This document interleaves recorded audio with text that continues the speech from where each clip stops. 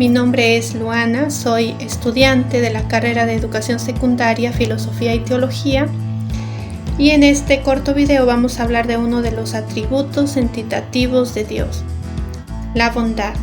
Como base para desarrollar este video tenemos el libro Teología Natural de Ángel Luis González García, concretamente la segunda parte donde habla de la esencia de Dios, el capítulo 4, los atributos entitativos de Dios, de las páginas 167 a la página 170. Acompáñenos. Bien, como primer aspecto a desarrollar tenemos de que el bien no se distingue realmente del ser. Bien y ser en la realidad son una misma cosa y únicamente son distintos en nuestro entendimiento. El concepto de bien entonces consiste en que algo sea apetecible. Pero esto significa que las cosas son más apetecibles en cuanto son más perfectas. Y son más perfectas en cuanto están más en acto. Algo es bueno entonces en la medida en que es. Así como decíamos que bien y ser no se distinguen realmente, ente y bien tampoco, sino que bien añade tanto a los conceptos de ser y de ente razón de apetecibilidad. Por ejemplo, Caperucita Roja, que es un ente de razón, que no existe de manera autónoma e independiente, sino que depende del sujeto para poder existir. Su perfección, su bondad es mucho menor porque no la tiene siempre en acto. En cambio, Luis, que es un estudiante de medicina, que es un ente real porque tiene su propio ser y existe de manera autónoma e independiente, su bondad, su perfección es mucho mayor. Entonces, ¿qué será el mal? No se dice que algo es malo por lo que tiene, sino por lo que falta. Por ejemplo, la enfermedad es la ausencia de la salud en el hombre. Cuando hablamos, por ejemplo, ya de lo que es una bondad moral, la falta de virtudes es un mal en el hombre, ¿no? Entonces el bien se funda en el acto de ser, es positivo, y el mal, que es lo opuesto al bien, es una privación o negación. Como segundo aspecto a desarrollar tenemos de que Dios es bueno por esencia. Como primer punto de este segundo aspecto, Dios es suprema bondad subsistente. Habíamos dicho ya de que todos los entes somos buenos en cuanto somos perfectos, es decir, en cuanto estamos en acto. Ahora, la perfección se cumple en una triple linealidad, en el ser, en el obrar y en el fin. A ninguno de los entes creados nos compete tener por esencia esta triple perfección. Esto se da solo en Dios. ¿Por qué? Porque en Dios su ser se identifica con su esencia. ¿Qué quiere decir esto? Que lo que todos los entes creados tenemos de manera accidental, por ejemplo, la belleza, la inteligencia, la sabiduría, el poder, etc., Dios lo vive esencialmente, ¿no? Otro aspecto es de que Dios no está subordinado a ningún fin, cosa que pasa con todos los entes creados. Por ejemplo, las personas humanas, nosotros poseemos, por ejemplo, la inteligencia, ¿no? ¿Y cuál es el fin de la inteligencia? Conocer la verdad. Todo en nosotros tiende hacia un fin. Dios es el fin último de todas las cosas. Así también Santo Tomás de Aquino, en la teoría de la participación, dirá de que nosotros somos buenos en cuanto participamos de la bondad de Dios. Es decir, la bondad, al ser una propiedad intrínseca del ser que hemos recibido por participación, entonces también nosotros, nuestra bondad, somos buenos por participación. Dios es la bondad misma por ser acto puro. Ya habíamos dicho antes de que un ente es bueno en cuanto es perfecto, ¿no? La perfección de cada ser es su propia bondad. Y así afirmamos de que Dios es perfección máxima en sí mismo.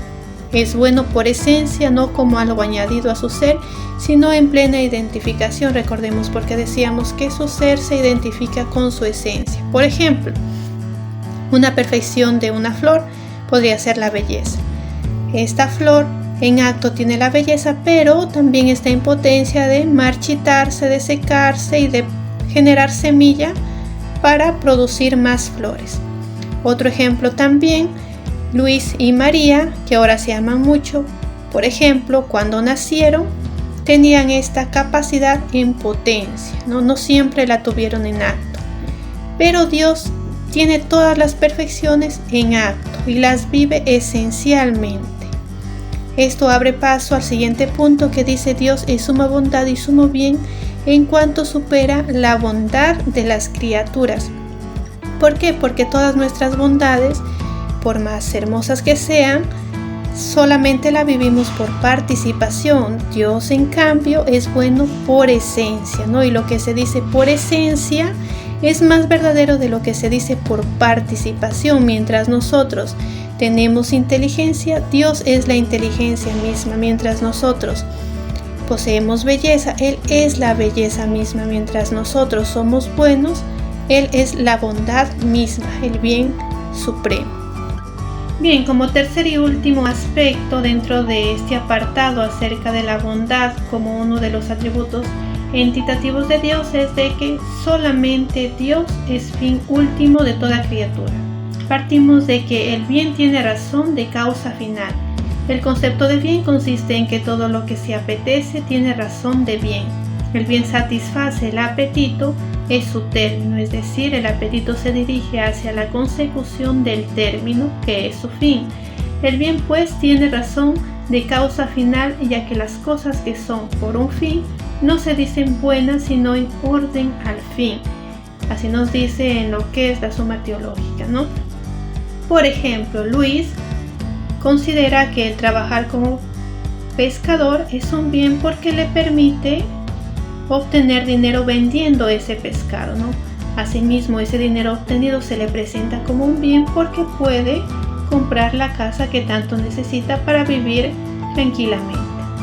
Y así consecutivamente. Entonces podemos darnos cuenta de que todos los bienes que son por participación, por ejemplo el trabajo, el dinero, la casa, son solo medios que nos orientan hacia la causa final. Y eso da pie al siguiente aspecto que dice: solo el bien supremo Dios puede ser el fin último de todo el universo. ¿Por qué? Porque en todo lo creado solamente va a haber bienes por participación. En cambio, el bien que es fin de todo el universo necesariamente es Dios. Tiene que ser algo extrínseco a todo lo creado. Por lo tanto, es Dios. Solo la causa primera, que es Dios, puede ser fin último. Dios, por ser la causa primera, no le compete obrar para adquirir algún fin, sino que tiende únicamente a comunicar su perfección, que es su bondad, cosa que no sucede con nosotros, los entes creados, que obramos para conseguir nuestra perfección.